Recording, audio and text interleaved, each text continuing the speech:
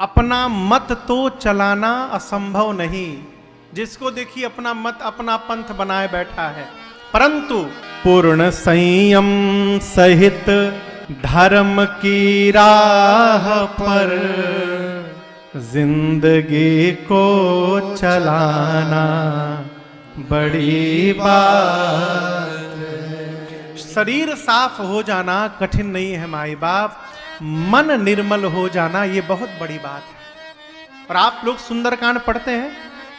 कौन कौन पढ़ता है सुंदरकांड? आप में से बहुत लोग पढ़ते हैं।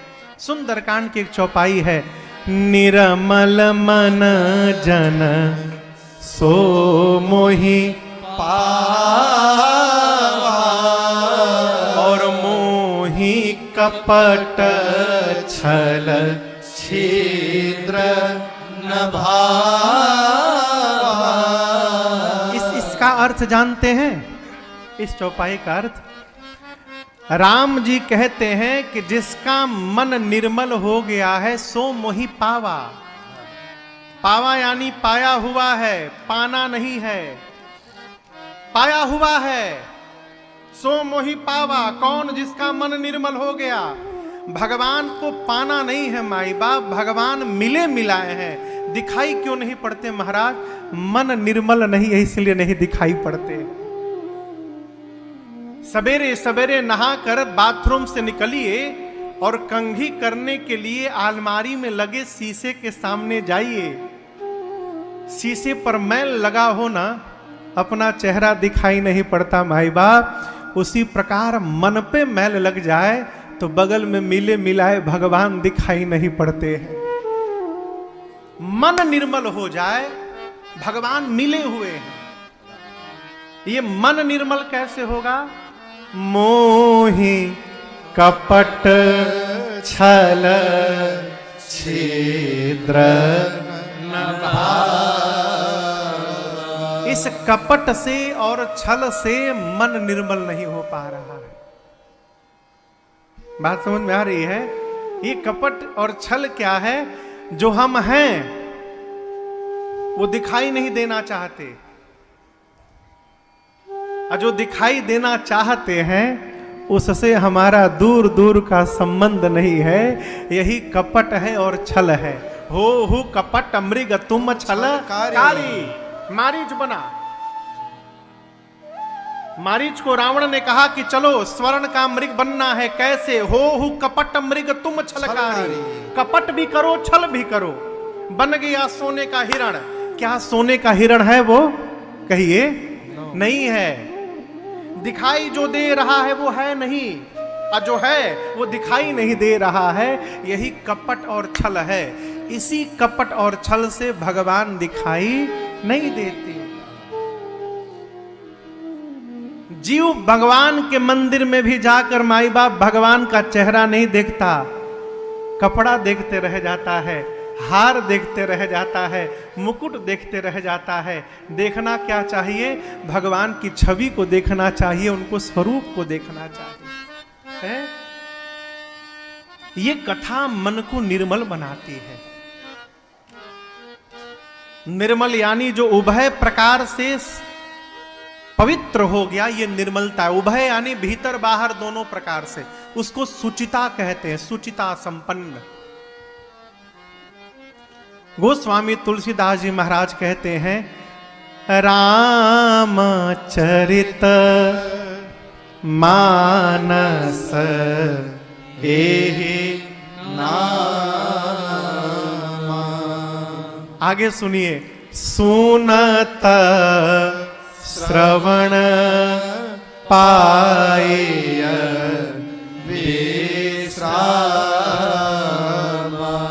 इस चरित्र को श्रवण करने मात्र से मन को विश्राम की प्राप्ति हो जाएगी। किसकी प्राप्ति हो जाएगी? कहिए विश्राम। विश्राम समझते हैं महाराज? हम तो रोज दोपहर में भोजन के बाद 1 घंटा विश्राम करते हैं। वो विश्राम नहीं है, वो आराम है। वो विश्राम नहीं है।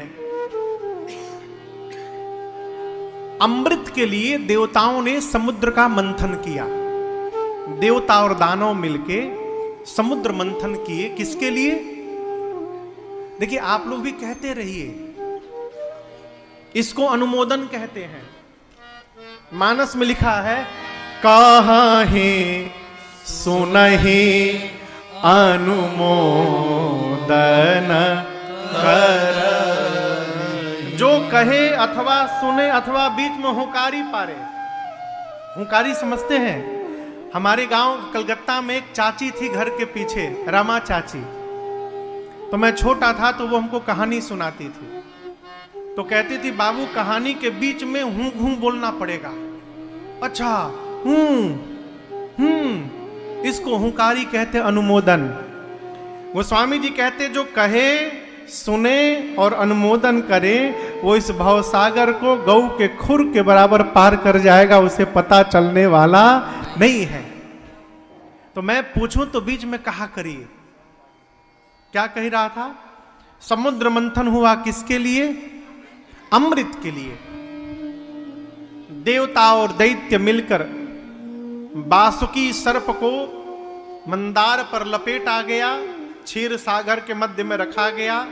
एक भगवान कक्षप अवतार धारण किए, क्योंकि बालू में तो घूमेगा नहीं पत्थर।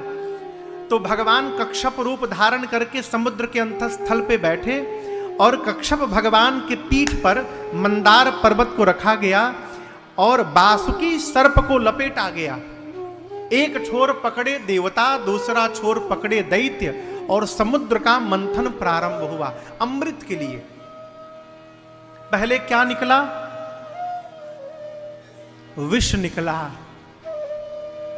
विष निकला तो विष के ताप से हाहाकार मच गया।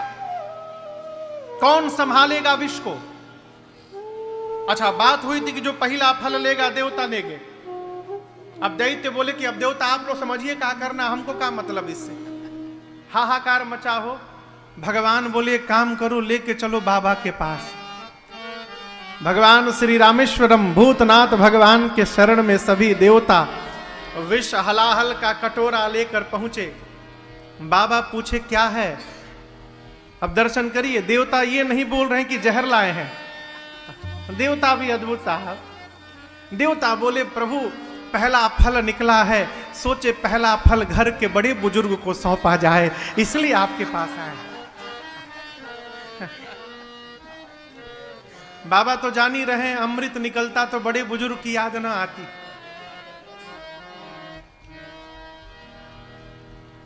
बड़ा वही है माई बाप जो जानबूझकर घर के विष को पीने को तैयार हो जाए परिवार वालों का, वही घर का मालिक और मुखिया कहलाता है। घर वाले पढ़ाते हैं उसको, बच्चे पढ़ाते हैं, पत्नी पढ़ाती है, भाई पढ़ाते हैं। अब घर का मालिक सबकी सुनकर मुस्कुराता रहता है और सुनता रहता है, पीता रहता है। इसीलिए जो अमृत पान किए वो केवल देव हो गए और बाबा विष पान करके महादेव हो गए। ये उसी का परिणाम है। देवता बोले, प्रभु पहला फल आया है, सोचे आपको बड़े बुजुर्ग हैं, आपको भेंट किया जाए। बाबा लिए। अब विष है तो उसका प्रभाव तो होगा ही। तो बाबा ने पहले क्या किया, गले में नीचे राम नाम का एक संपुट लगाया। गले में यहां पर जहां से नीचे प्रवेश होता है, राम नाम का एक ढक्कन लगाया, संपुट। राम को यहां लगाकर अब पूरा विष पी लिया। राम के ऊपर विष आ गया और फिर राम नाम के ढक्कन से बंद कर दिया। नीचे राम, ऊपर राम, अब बीच में हलाहल विष। वो विष यहीं पे रह गया, इसलिए बाबा का गला नीला हो गया और एक नाम हुआ नीलकंठ भगवान, उसी विष के कारण। कई मूर्ख लोग कहते हैं कि क्यों दूध का अभिषेक किया जाता है बाबा को। उस विष के ताप को कम करने के लिए। दूध विष को काटता है, इसलिए बाबा पर दूध का अभिषेक किया जाता है, जल का अभिषेक किया जाता है। वो विष से जो ताप है उससे कम हो बाबा को। उसके बाद मंथन हुआ, बाकी 13 रत्न निकले, अमृत भी निकला। लूट मची देवताओं में और दानवों में, कौन अमृत लेगा। लेके भगे। उसी का जहां जहां बूंद गिरा 4 स्थान पर, वहां आज भी कुंभ का मेला लगता है। फिर भगवान ने मोहिनी रूप धारण किया और देवताओं को पान कराया अमृत। इस पूरी लीला के बाद एक दिन देवताओं को बाबा की याद आई कि हम लोगों ने तो बाबा को विष पिला दिया, हाल चाल पूछा जाए क्या स्थिति है। तो देवता लोग पहुंचे बाबा के पास, जाकर पूछे और कैसे बाबा? आनंद में। देवताओं ने कहा प्रभु हम लोगों ने आपको विष पिला दिया था और उसके बाद भी आप आनंद में हैं। बाबा बोले विष पिलाए तो और आनंद बढ़ गया। कैसे? मैं पहले से राम को लेकर के बैठा था, आप लोगों ने विष दे दिया, विष को मैंने पान किया, विष और राम दोनों मिल गए तो शंकर को विश्राम की प्राप्ति करा दिए। इससे आनंद हो गया जीवन में। जीवन का वास्तविक विश्राम क्या है माई बाप? समझिएगा, किसी भी व्यक्ति की बात को सुनकर, कड़वी बात को सुनकर हमारी निष्ठा में परिवर्तन न आवे, ये विश्राम है। हम राम के भक्त हैं तो कोई कितना भी कहे, भगवान श्री राम के चरणों की प्रति निष्ठा हमारी अडिग बनी रहे, ये विश्राम है। स्वधर्मे निधनम श्रेयम। जिस धर्म में जन्म मिला है उस धर्म के प्रति यदि सम्मान है और गौरव अनुभूति होती है जीवन में, यही विश्राम है जीवन का। और ये प्राप्त कैसे होगा? सुनत श्रवण पाय विश्राम। ये कथा ही जीवन में विश्राम प्राप्ति कराती है।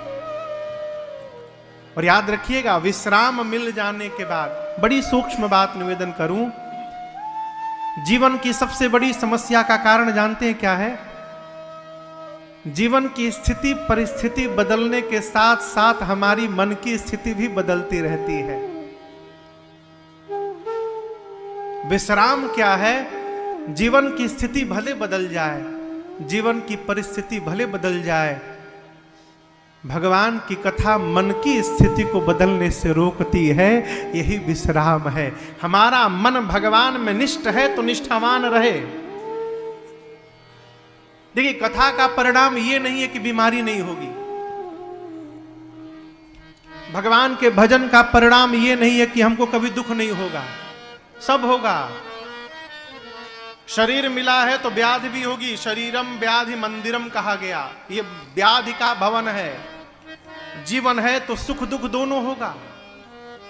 तो फिर महाराज कथा सुनने के बाद क्या होगा, क्या लाभ है? इसका एक ही लाभ है माई बाप, दुख आने पर मन विचलित नहीं होगा और सुख आने पर मन बावला नहीं होगा। यही कथा का लाभ है।